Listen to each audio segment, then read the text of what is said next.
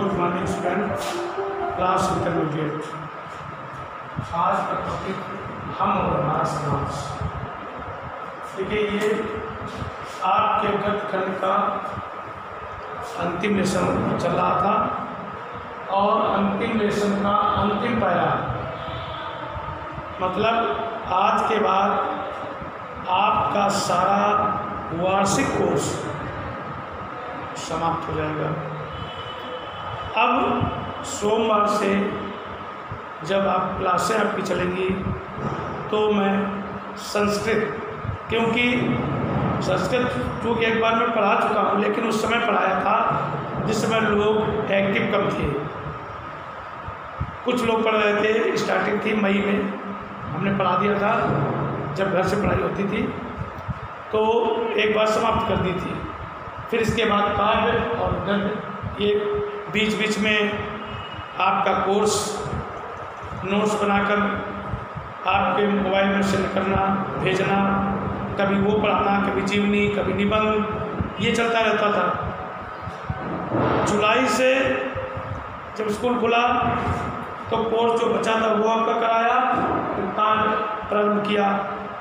काव्य के पीछे काव्य पर आधारित जो उत्तरी प्रश्न थे, जो ये 10 नंबर के आते हैं बोर्ड में, ये एक एक करके काव्य के आपके पढ़ाए गए। कोई उसमें छोड़ा नहीं हमने कि ये इम्पॉर्टेंट नहीं है, ये इम्पॉर्टेंट, ऐसा कुछ नहीं। वो चाहे जैसा हो, अगर किसी में 10 है 10 हो, 5 है 5, यानी एक एक करके पढ़ाया गया। वही स्थिति आपकी गद्य की भी रही। इसमें भी जितने दिए थे कोई छाटे नहीं, कोई कम ज़्यादा नहीं हुए, सारे करवा दिए। तो ये भी करवा दिया, सारा कोर्स समाप्त हो गया है। अब एक बार इसी क्रम में संस्कृत की बुक पहले लेसन से प्रारंभ करेंगे, इसलिए आप स्कूल आएँ और दोबारा जो मैं पढ़ा रहा हूँ ध्यान से समझें। थोड़ा थोड़ा वही पढ़ाएंगे, पूरा लेसन नहीं। जैसे लेसन में 4 पैरा हैं तो 1 पैरा या बहुत ज़्यादा 2 पैरा। जब आप कह देंगे मैं अच्छी तरह आ गया, तब आगे बढ़ेंगे। कोई जल्दी नहीं कि वो कोर्स मेरा समाप्त है, हमें कोई टेंशन नहीं। अब आपको इन किताबों का रिवीजन, गद्य का, निबंध का, ग्रामर भी समझाना बोर्ड पे, सारी चीज़ें, जीवनी भी तैयार करानी, निबंध पढ़ाने, तरीके, पत्र समझाने, मतलब यही कार्य चलेगा। अब इसके बाद फिर अगले महीने से, यानी नवंबर के बाद से दिसंबर जनवरी में क्वेश्चन बैंक में जो इम्पोर्टेंट होता है क्वेश्चन बैंक चालू करेंगे। फिर किताब का काम समाप्त कर देंगे। केवल क्वेश्चन बैंक में जो भी इम्पोर्टेंट दिया गया है सारी उसी पर परीक्षा जाने तक तैयारी करा देंगे पूरी। यानी 2-3 बार आपकी तैयारी पढ़ाई हो जाएगी और उसमें जो ईमानदारी से स्टूडेंट पढ़ेगा बहुत अच्छे उसके अंक आएंगे। और जो लोग काम नहीं किया है अभी तक, लापरवाह रहे हैं, वो इन दिनों में काम कर लें, क्योंकि काम काफ़ी देखी जाएगी। बिना आपका काम चेक किए आपको छोड़ा नहीं जाएगा, बच नहीं पाएंगे। इसलिए मैं बार बार कहता हूँ, जिनका नहीं हुआ सारी कापियों में निरीक्षण होगा, विधिवत कार्य होगा। इसलिए मैंने फिर आपको अंतिम बार बता दिया है। बीच बीच में बताते रहे हैं, देखा होगा, कहते रहते हैं, सचेत करते रहते हैं आपको। फिर भी अगर जो अनसुनी कर रहा हो तो यही काम उसका होगा। अब देखिए, ये पहला है, हमारी युवा शक्ति से संपर्क कायम करने के मेरे फैसले का आधार भी यही रहा है। उनके सपनों को जानना और उन्हें बताना कि अच्छे भरे पूरे और सुख सुविधाओं से पूर्ण जीवन के सपने देखना तथा फिर उस स्वर्णिम युग के लिए काम करना सही है। आप जो कुछ भी करें वह आपके हृदय से किया गया हो, अपनी आत्मा को भी अभिव्यक्ति दो और इस तरह आप अपने आस पास प्यार तथा खुशियों का प्रसार कर सकेंगे। अभिव्यक्ति एक शब्द आता है, मैंने अपनी मन की बात, अपनी अभिव्यक्ति प्रस्तुत करना, कि जो मेरा मन कह रहा है, जो मैं सोच रहा है, मैं उस पर चलूँ, उस पर अमल करूँ। अपनी अभिव्यक्ति यानी अपनी बात को रखना। अब देखिए, इसे पूरे का देख लीजिए फिर जो रेखांकित का है वो हमने लिख ही दिया है। हमारी युवा शक्ति से संपर्क कायम करने के मेरे फैसले का आधार भी रही है। यानी अब्दुल कलाम जिन्हें मिसाइल मैन के नाम से पुकारा जाता था, उनका नाम है मिसाइल मैन लोग कहते थे, उनकी मित्रता युवा लोगों से ही रहती थी। वो देश के युवा पुरुषों के मन की बात जानने का प्रयास करते रहते थे और उनका उत्साहवर्धन करते थे, उनका सहयोग करते थे, उनसे बात करते थे। ये इसीलिए उनकी विशेषता ज़्यादा थी। वही कह रहे हैं कि हमारी युवा शक्ति से संपर्क कायम करने के मेरे फैसले का आधार यही रहा।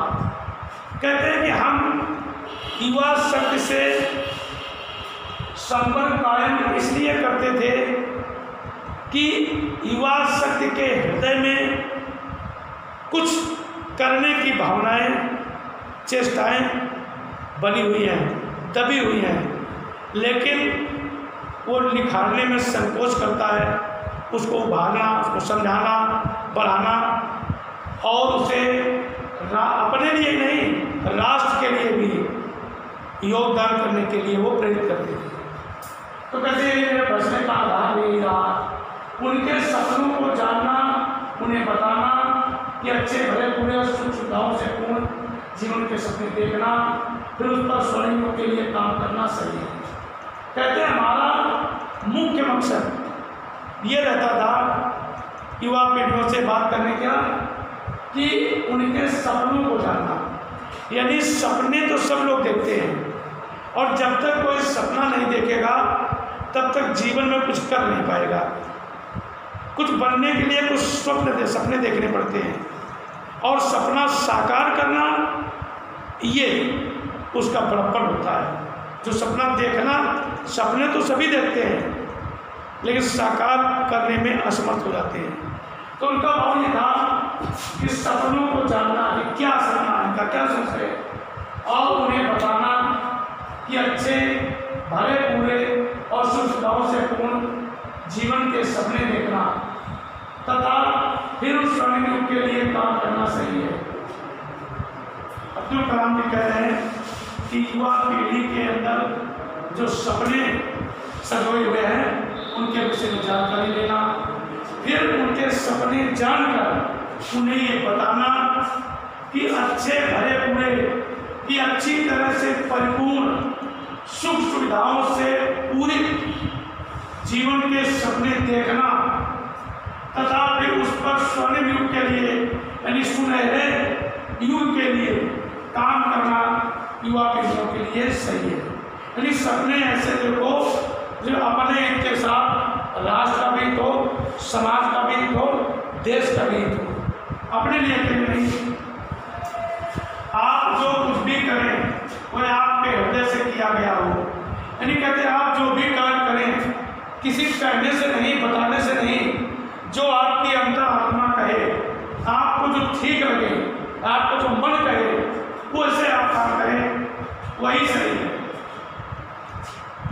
आप करें अपने हृदय के किया गया हो, अपनी आत्मा को अभिव्यक्ति दें और अपनी आत्मा को बताएं, अभिव्यक्ति करें। अभिव्यक्ति दे माने ये हृदय क्या कहता है, इस अभिव्यक्ति को भी प्रस्तुत करें और इस तरह आप अपने आसपास प्यार तथा खुशियों का प्रसार करें।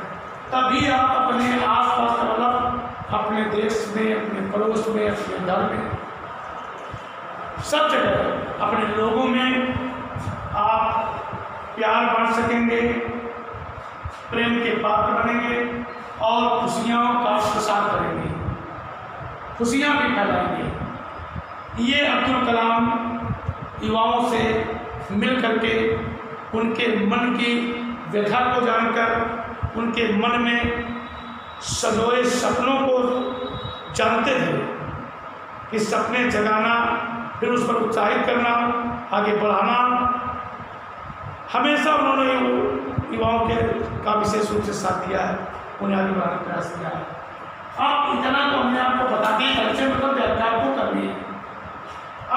जो व्याख्या ने की है उसको देखिए। लेखक का कहना है कि परमात्मा ने सभी व्यक्तियों को विभिन्न प्रकार की शक्तियां प्रदान की हैं। अपनी आत्मा में इन शक्तियों को पहचान कर हम असंभव को भी संभव बना सकते हैं। हमें अपनी और अपने राष्ट्र की उन्नति हेतु प्रयासरत होना चाहिए।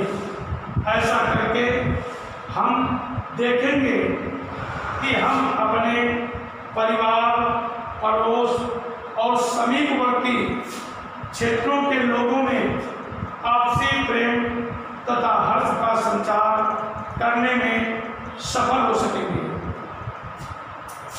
प्रश्न नंबर 3, लेखक का युवा शक्ति से संपर्क कायम करने के फैसले का आधार क्या रहा है? ये जो भी पढ़ाया है उत्तर, लेखक का युवा शक्ति से संपर्क कायम करने के फैसले का आधार यह रहा है कि वे युवा शक्ति के सपनों को जानकर उन्हें यह बताना चाहते थे कि वे अच्छे, भले, पूरे व सुख सुविधाओं से पूर्ण जीवन के सपने देखें, फिर अपने स्वर्णिम युग के लिए कर्म करें। प्रश्न नंबर 4, लेखक के शब्दों में स्वर्णिम युग के लिए कार्य करना कब सही है? उत्तर, लेखक के शब्दों में स्वर्णिम युग के लिए कार्य करना तभी सही है जब युवा शक्ति पहले सुख सुविधाओं से पूर्ण जीवन के सपने देखना सीखे। स्वर्णिम युग का तात्पर्य यहाँ पर यह है कि आने वाला भविष्य, आने वाला जीवन सुनहरा है, सोने के समान है, खुशियों से भरा है।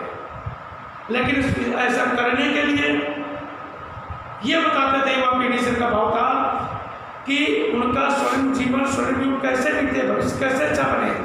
उसको बनाने के लिए उन्हें उससे पहले जीवन के सपने देखना आवश्यक है। बहुत अच्छा लिखा है उन्होंने। प्रश्न 5, हम अपने आसपास प्यार तथा खुशियों का प्रसार कब कर सकेंगे? उत्तर, हम अपने आसपास प्यार तथा खुशियों का प्रसार तभी कर सकेंगे जब हम अपने मन से अपना और दूसरों का कल्याण करने वाले सपनों को देखकर उनके अनुरूप कार्य करेंगे। ये आज से आपका गद्य खंड का कोर्स समाप्त हुआ। यानी कहने का भाव ये कि सारा कोर्स समाप्त हो गया। अब जो होगा रिवीजन होगा, या जिसमें आप पूछेंगे कि ये पढ़ाया हुआ मैं नहीं आ रहा, उसको पुनरावृत्ति करेंगे, हम उसको पढ़ाएंगे और तैयार कराएंगे। तैयारी के आधार पर अब समय हुआ मेरे पास और आपके पास भी, जो समय बिगड़ा है उसको हम बना सकते हैं। अभी 4 महीने मेरे पास हैं। अगर आप चाहेंगे तो हम और आप मिल करके अभी बहुत कुछ कर सकते हैं। अच्छे अंक लाने के लिए हम पूरी ताकत लगा देंगे और आपको भी मेरे साथ मिलना होगा।